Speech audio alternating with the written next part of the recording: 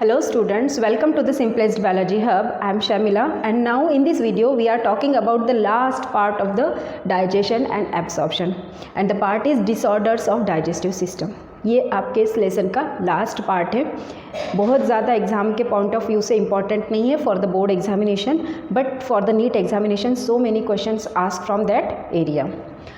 So here we write down the some disorders, common disorders of the digestive system, and in detail we talk about it.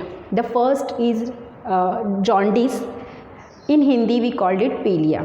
jaundice को ही हम हिंदी में बोलेंगे पीलिया. ये मैंने आपको लीवर का जब स्ट्रक्चर बताया था उस समय क्लियर किया था. If the concentration of bilirubin increases in blood then jaundice occur, then पीलिया ऑकर्स. अगर बिलीरुबिन का कॉन्सेंट्रेशन ब्लड में ज़्यादा हो जाता है तो पीलिया आपका डिसीज़ होता है.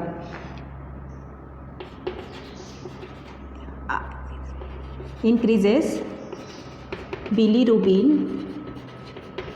In blood. सिम्टम्स क्या है? Yellow skin. येलो स्किन हो जाते हैं या आपका आई का कॉर्निया का जो कलर है वो भी येलो हो जाता है. नेल्स जो है हमारे इसमें येलो कलर्स हमें दिखाई देता है, मीन्स आपको डिपोजिशन होता हुआ दिखाई देता है. एंड जो कॉमन सिम्टम्स है हमारे बुखार आना, थकान फील होना या चिड़चिड़ाहट होना, तो ये भी आपके सब इसके अंदर दिखाई देते हैं. Then the second is vomiting. ये भी बहुत ही कॉमन सा बीमारी नहीं बोल सकते हम क्योंकि ये बहुत ही शॉर्ट टाइम ये है डिसीज़ कहलाते हैं. ये सब शॉर्ट टाइम डिसीज़ ही है जो डाइजेस्टिव सिस्टम से रिलेटेड है. तो वोमिटिंग कब होता है? जब हमें क्लियर डाइजेशन नहीं होता, जब हमें इनडाइजेशन होता है. तो ये दोनों चीज़ें में भी एक दूसरे से रिलेटेड हो सकती है कि जब हमें इनडाइजेशन होता है तब वोमिटिंग आने की पॉसिबिलिटी है. तो ये किसकी वजह से होता है? क्योंकि हमारा जो वोमिट सेंटर है in brain, it is the medulla.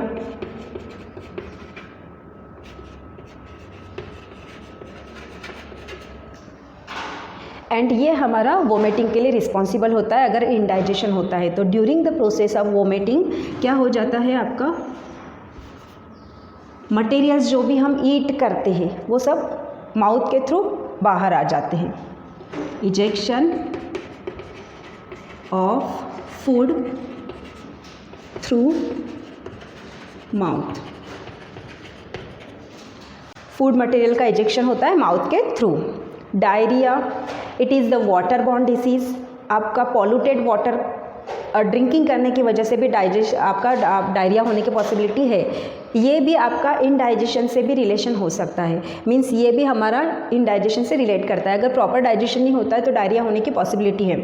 It is the extra liquid deposit in bowel movement. ये हमारी बाउल मूवमेंट को अफेक्ट करता है और extra amount of liquid deposit करता है, मीन्स हमें दस्त लग जाते हैं. हम हिंदी में उसको बोलेंगे तो दस्त लग जाना, उल्टी दस्त होना. तो vomiting, diarrhoea and indigestion near about एक दूसरे से रिलेटेड हैं. तो ये सब उसकी वजह से आपके क्रिएट होते हैं. कॉन्स्टिपेशन, ये तो बहुत ही कॉमन है. Constipation is nothing but the irregularity in bowel movement.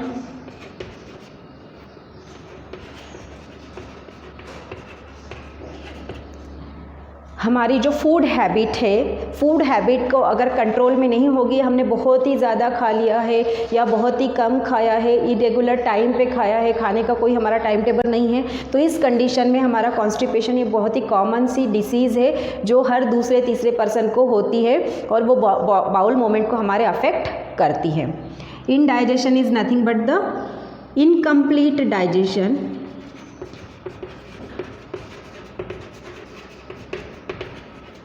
Incomplete digestion means हमें जो फूड मटेरियल हम लेते हैं in the form of carbohydrate, protein and fat, उनका 100% डाइजेशन हो रहा है हमारा स्मॉल इंटेस्टाइन में. और अगर वो डाइजेशन 100% हो जाता है तो हमें उससे बहुत प्रॉपर वे में एनर्जी मिलती है. बट वो 100% न डाइजेशन होते हुए अनडाइजेस्टेड फूड का कॉन्सेंट्रेशन ज़्यादा हो जाता है तो हमें इनडाइजेशन फील होता है. तो हमें घबराहट होती है, फुलनेस लगाई देता है. फुलनेस मीन्स टमी हमेशा भरी हुई लगेगी, हमेशा ऐसा लगता है कि पेट भरा हुआ है, कुछ खाने की इच्छा नहीं होती है, लॉस ऑफ एपेटाइट वगैरह. तो ये सब चीज़ें सिम्टम्स हमें इंडाइजेशन में दिखाई देते हैं।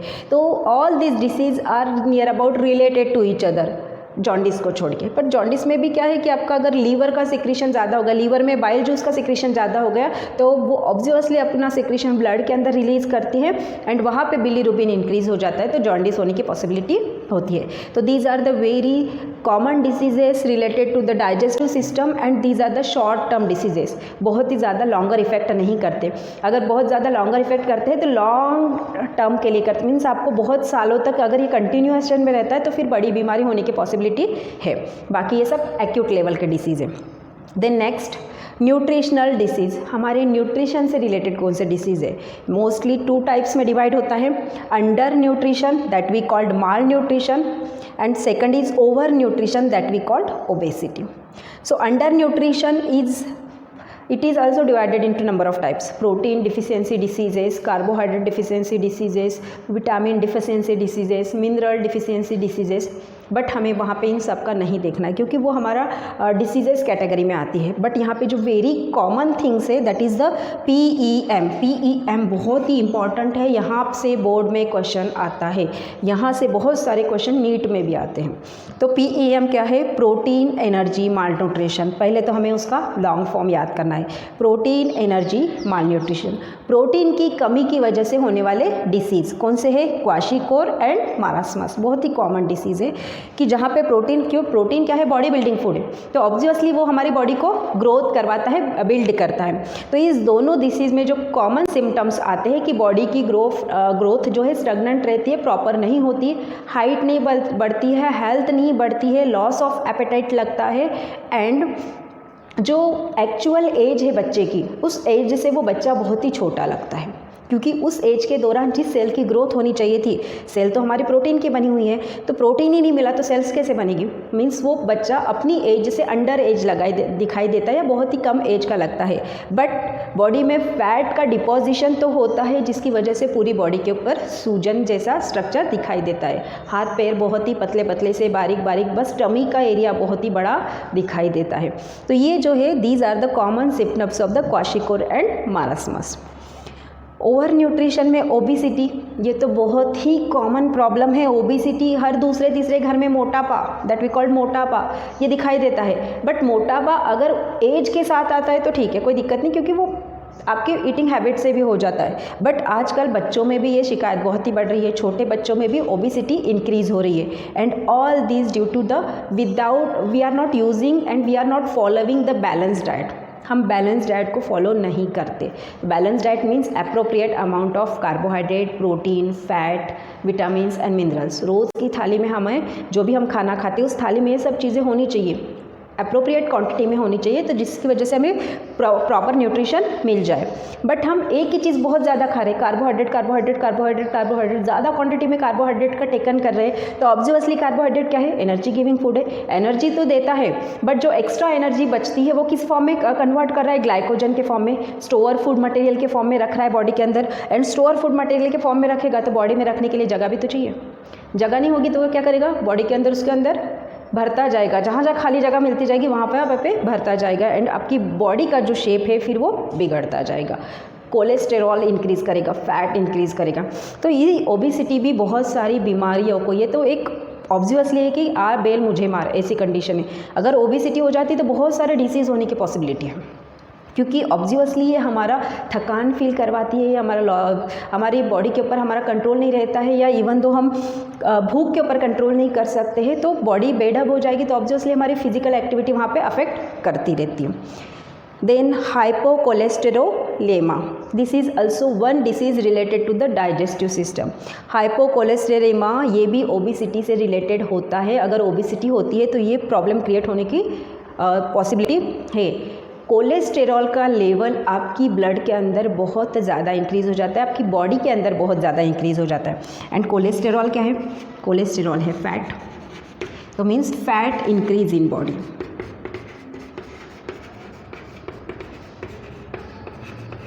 एंड बॉडी के अंदर फैट इंक्रीज हो गए मीन्स ओबेसिटी तो आएगी, एज वेल एज ये हमारी फिजिकल एक्टिविटी के ऊपर भी अफेक्ट करेगी। जो हम रेगुलर चीज़ें कर सकते हैं वो स्लो मोशन में चली जाएगी, अब धीरे धीरे कम होती जाएगी, हमारी फिजिकल थकान बहुत बढ़ती जाएगी। तो ये भी एक बीमारी है जो हमारी बहुत सारी जो क्रोनिक डिसीजेस है उसको बुलावा देती है। ये जो है ना, ये एक्चुअली क्रोनिक डिसीज़ों को बुलावा देती है। ये तो एक्यूट है, आपके कुछ लेवल के बाद अपने आप ख़त्म हो जाते हैं, या हम थोड़ा सा दवाइयाँ गोलियाँ खाते तो ठीक भी हो जाते हैं। बट ऐसी जो अंडर न्यूट्रिशन, माल न्यूट्रिशन है एंड ओवर न्यूट्रिशन है, अगर ये कंटिन्यूसली बहुत लॉन्ग पीरियड के लिए होता रहता है तो ये हमारे क्रोनिक डिसीजेस को क्रोनिक डिसीज होने की प्रॉब्लम क्रिएट कर सकते हैं। This is about the disorders of digestive system. यहाँ पे हमारा डाइजेशन एंड एब्सॉर्प्शन लेसन के जितना भी पार्ट था ये पूरा का पूरा कंप्लीट होता है। मुझे लगता है कि आपको ये डाइजेशन एंड एब्सॉर्प्शन की जो पूरी सीरीज़ है, अगर आपने मेरे पूरे वीडियोस देखे होंगे तो ये पूरी सीरीज़ आपको कम्प्लीटली समझ आ गई होगी। बट अगर एक भी वीडियो आपने स्किप किया तो यहाँ पे आगे वाले को समझना थोड़ा सा मुश्किल हो जाता है। तो प्लीज़ अगर आपको इस लेसन को रिलेटेड समझना है या अंडरस्टैंड करना है तो आप ये पूरी की पूरी सीरीज़ को फॉलो करें। Thank you.